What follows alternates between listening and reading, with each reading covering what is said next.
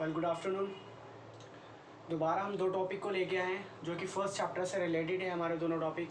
ठीक है, दोनों टॉपिक फर्स्ट चैप्टर से रिलेटेड। जो हमारा फर्स्ट चैप्टर था क्या था, शीत युद्ध का काल। ठीक है, शीत युद्ध के काल से रिलेटेड हमारे दोनों टॉपिक हैं जो कि काफ़ी इंपॉर्टेंट टॉपिक हैं। ठीक है, इतने ज़्यादा इंपॉर्टेंट टॉपिक है कि मोस्टली इन क्वेश्चनों को पूछा जाता है एग्जाम के अंदर।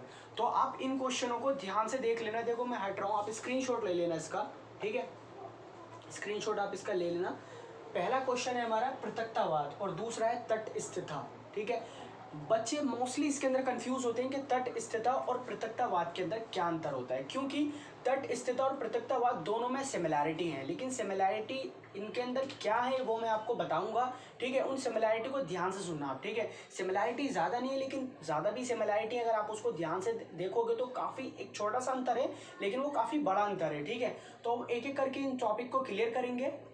सबसे पहले हमारा पृथक्तावाद था। पृथक्तावाद का मतलब क्या होता है पहले हम उसको देखते हैं। ठीक है, मैं पढ़ता हूँ उसके बाद मैं आपको बताता हूँ। ठीक है, पृथक्तावाद का मतलब हम यहाँ से देखते हैं। पृथक्तावाद का मतलब क्या है? पृथक्तावाद का अर्थ होता है अपने आप को अंतर्राष्ट्रीय मामलों से काट कर रखना।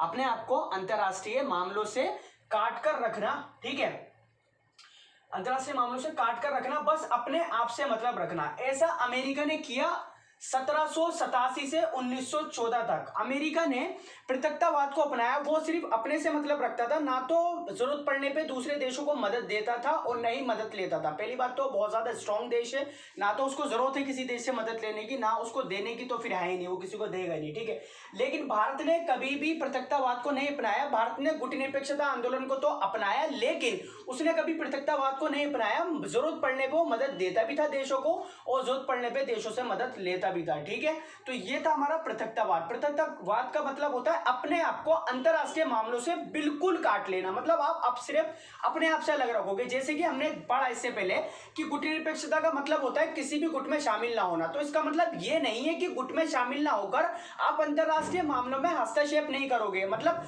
कोई भी देश के अंदर काम हो रहा है तो उसके अंदर आप अपनी प्रतिक्रिया तो दे सकते हो, लेकिन अमेरिका ने बिल्कुल ही अपने आप को अलग कर लिया था। पृथक्तावाद का मतलब होता है अपने आप को बिल्कुल अलग कर लेना। अब बात करते हैं तटस्थता की। तटस्थता का मतलब होता है अपने आप को युद्ध में शामिल ना करना, लेकिन जरूरी नहीं कि युद्ध को समाप्त करने में मदद ना करना।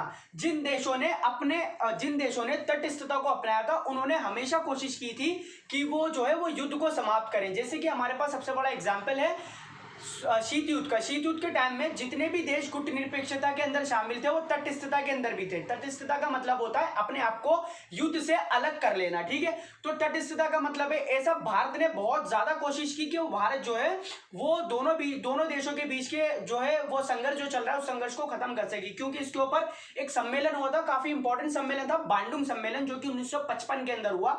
इसका डिस्कशन हम नेक्स्ट वीडियो के अंदर करेंगे। ठीक है, ये दोनों टॉपिक है, काफी इंपॉर्टेंट टॉपिक है। अगर आपको कोई भी प्रॉब्लम होती है तो please write below the comments, then I will give you the answer. ठीक है, अगर आपको कोई भी प्रॉब्लम होती है तो आप मुझे बताइए। ठीक है, मैं आपको बताऊंगा। आप कमेंट्स के अंदर लिखिए, आप जब तक लिखोगे नहीं पता कैसे लगेगा। ठीक है, एंड आप वीडियो को देखते रहिए, सपोर्ट की जरूरत है आपकी। ऐसी मैं वीडियो बनाता रहूंगा आपके लिए, छोटी छोटी क्लिप्स हैं ताकि आपके समझ में आ जाए आपको कि कोई प्रॉब्लम हो। Thanks and keep supporting us. Thank you.